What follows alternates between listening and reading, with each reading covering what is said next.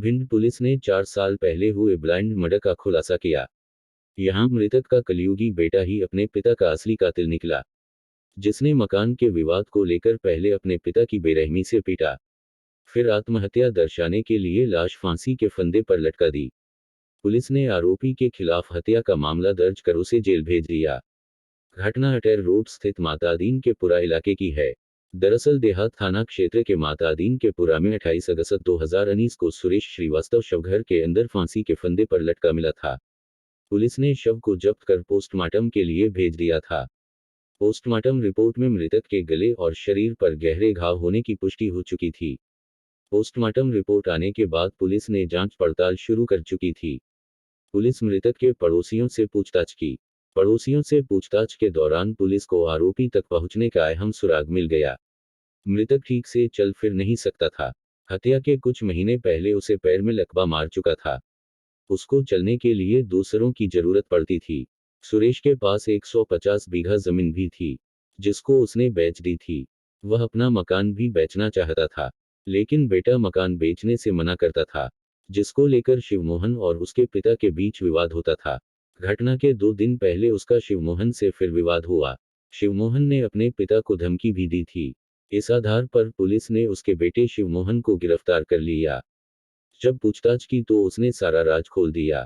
आरोपी शिवमोहन ने पुलिस को बताया कि वह नेपाल के काठमांडू में हलवाई का काम करता था। उसके पिता मकान बेचना चाहते थे, जिसको लेकर विवाद होता था। 28 अप्रैल 2019 की रात उसने अपने घर के कमरे के बाहर से कुंडी लगा दी। फिर वह अपने पिता के कमरे में गया।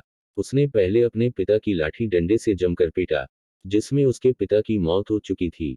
हत्या को आत्महत्या में बदलने के लिए उसने अपने पिता को घर के अंदर सीमेंट के पिलर के छज्जे से फांसी का फंदा बनाकर लटका दिया। उसके बाद वह फरार हो गया था। पुलिस ने आरोपी बेटे को पकड़कर उसे जेल भेज दिया है। भिंड जिले से योगेश चौधरी की रिपोर्ट।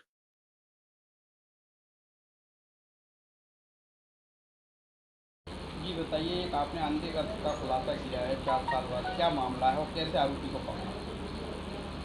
अगस्त 2019 में मृतक सुरेश श्रीवास्तव की फांसी लगाकर मौत होने की सूचना थाना आजा पर प्राप्त हुई थी, जिस पर से मर्ग कायम किया गया था। मर्ग में उसकी जो पीएम रिपोर्ट आई थी, उस पीएम रिपोर्ट में स्ट्रेंगुलेशन, गला दबा के हत्या बताई गई थी, लेकिन किन्हीं कारणों से जो है उस समय पे कोई ध्यान नहीं दे पाया। जब मेरे द्वारा इसकी समीक्षा की गई तो उसमें वरिष्ठ अधिकारियों से परामर्श लेके चर्चा करके उसमें अपराध 302 का पंजीबद्ध किया गया।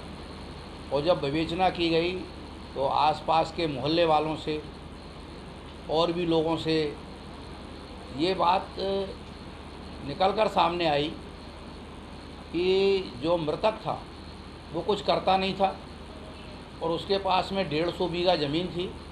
उस पूरी 150 बीघा ज़मीन को बेच चुका था। एक अकेला मकान उसके पास में शेष रह गया था। उसके ऊपर करीबन 7-8 लाख रुपए का कर्जा था, ऐसा वहाँ के आसपास के लोग बताते थे। वो उस मकान को भी बेचना चाहता था।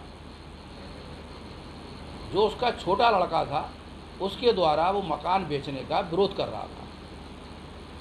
एक दिन पहले ही वो काठमांडू में सर्विस करता था, वहाँ सर आया था और वहाँ से आने के बाद में उसने अपने पिताजी को काफ़ी समझाया, लेकिन इन दोनों के लोगों के बीच में काफ़ी बहसाबाजी हुई।